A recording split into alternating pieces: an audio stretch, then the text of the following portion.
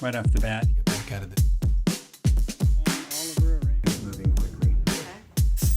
This is a great comparison of Wanted to give you a background, a slightly different color of pink. Hey, I'm Dr. David King, husband, flower.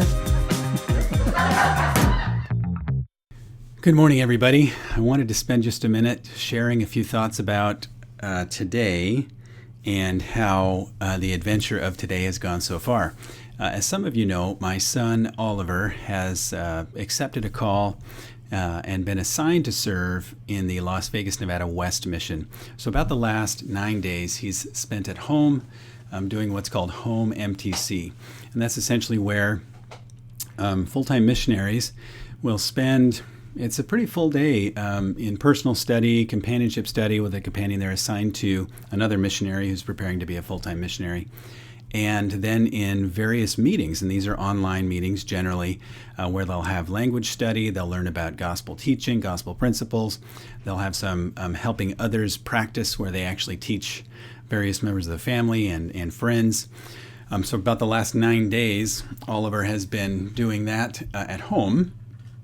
And then this morning, we got up early and we took him to the airport here in St. Louis and put him on a flight to Atlanta. Now he's going to connect from there to Mexico City, where he's going to spend about 5 or 6 weeks at the Mexico City mission training center, missionary training center, where he's going to learn a little bit more Spanish, spend some more time really focused and digging into being a full-time missionary. And so I wanted to share a few thoughts about that with you. It's really been it's been a huge day, and I haven't quite, it hasn't quite settled on me yet. I'm sure it will. It'll be an adventure, needless to say, when it does, meaning when I actually realize that my son is gone for 2 years. Now we'll still be able to communicate with him, calls and messages, et cetera, and video calls. It's not like he's gone, but he won't be home for a couple of years. And, it tears at your heartstrings. It's difficult. We'll miss him for sure. He is my one son. That doesn't mean I don't love my daughters as much as I love my son, but he is my one son, and I know he's got a special bond to his mother, and so that'll be a challenge too. Anyway, the reason I wanted to share that is because about the last 6 months, and those of you that have missionaries that are serving or preparing to serve or have served, and anyone who's seen a change in someone else can attest to how people can dramatically change almost overnight. Now, I'm not meaning to say that Oliver changed overnight. He's been a wonderful young man forever. He's been great, just fantastic, really amazing. But the last few months, I've seen a profound change in him, just incredible from the standpoint of becoming more, taking care of himself in a different way, spending more time studying the scriptures and in personal meditation and prayer, and just becoming more of a man. A man of God, I guess, is the word that the phrase that I'm looking for. And I think that is in spite of what, the example that maybe I have given him. Perhaps not the best example from time to time, but he's really moved forward and improved on his own, and it's been amazing to see that. So I'm excited for him, nervous, scared, anxious, but of course, if I think back to my missionary service, it was 1997, 28 years ago. Is that right? Oh my goodness. It makes me feel very old. When I reported to the Missionary Training Center in Provo, I spent about 10 weeks there, then flew to Taiwan and spent a couple years there, a little less than 2 years. I guess it was about 22 months in Taiwan after the 10 weeks in Provo. But I think about all the changes that I went through, the challenges that I had, in a different culture, different people, different backgrounds, B, different language, C, different food, D, different lifestyle. As a missionary, very different lifestyle to what I was used to. Not to say that I wasn't,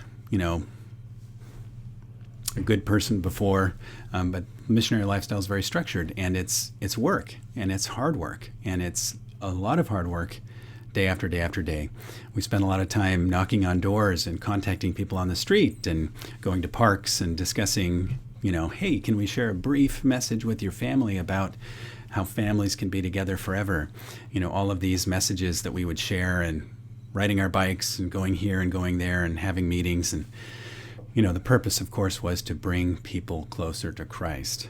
And I think in retrospect, although I'm sure the impact that we had as missionaries dramatically impacted other people's lives, I think my life was the one that was most impacted and continues to be the most impacted by the service I was able to provide as a missionary. But as I think back to my missionary service and the difficulties and the challenges that I went through, being alone, not that I was ever really alone. And this I'll create a different video, different podcast for.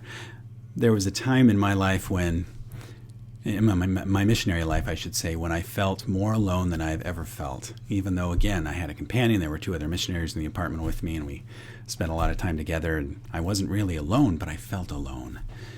So I'll share some of those thoughts in a different podcast with you.